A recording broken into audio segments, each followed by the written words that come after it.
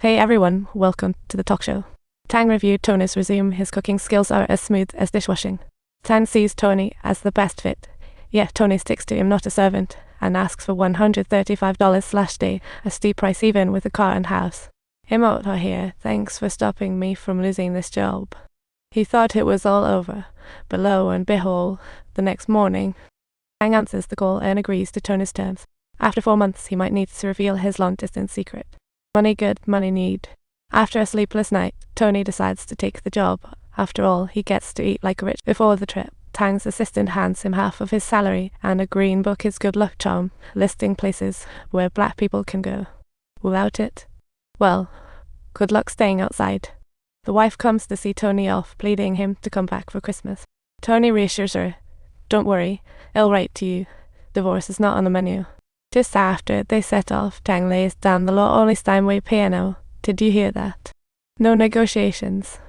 He also demands a bottle of his favorite whiskey every night while Tony munches on a hamburger thinking, this is gonna. On the way, Tone is munching and smoking like it's a party. Meanwhile, Tang's feeling like he's in a rocket to nowhere.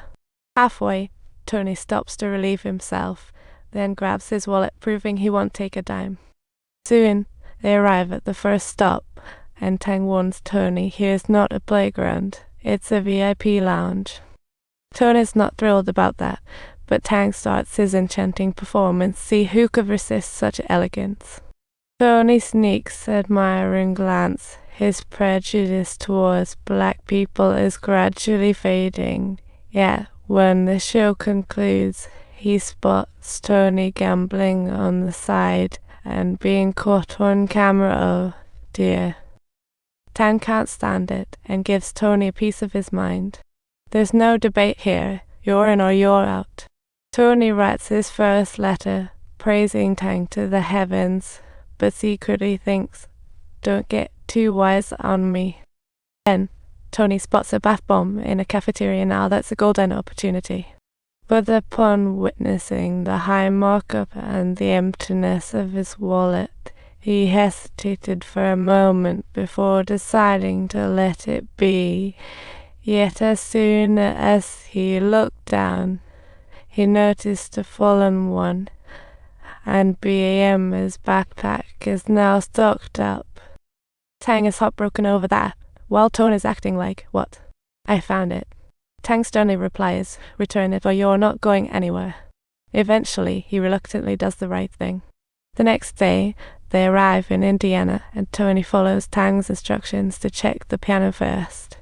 Turns out, it's covered in trash and a no-name brand. Tony is furious and starts hunting down the staff like a detective. Is this how you treat a doctor? Tony expresses his anger, and it's just hilarious. He's standing there looking as happy as a kid who just reclaimed his bubble gum. On their travels, Tony spots a fried chicken shop and pays with his assistant's salary. What luck! As he munches and shares with Tang, who eventually takes his very first bite of fried chicken in his life, the moment feels truly magnificent.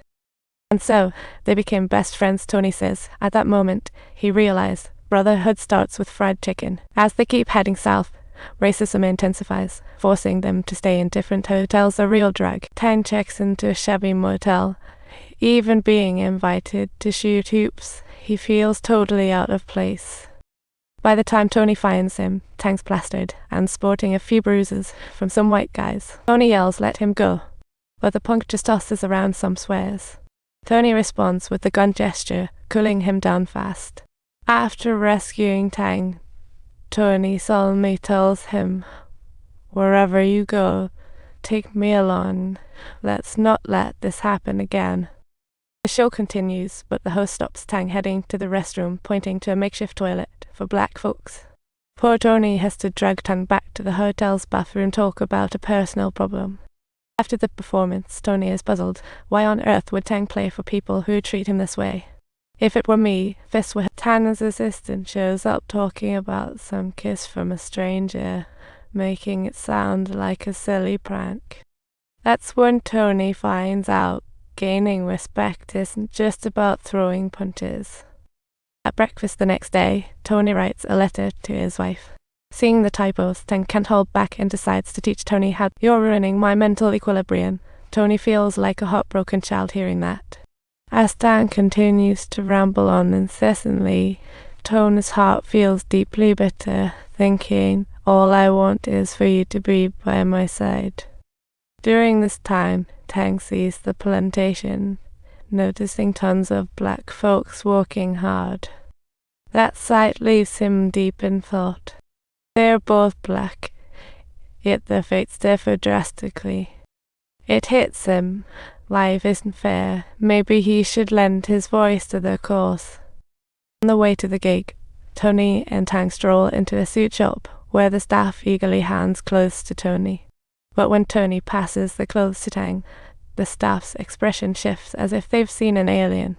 This awkward moment is simply unbelievable, making you ponder who would believe that these two are actually good friends overcoming prejudice together.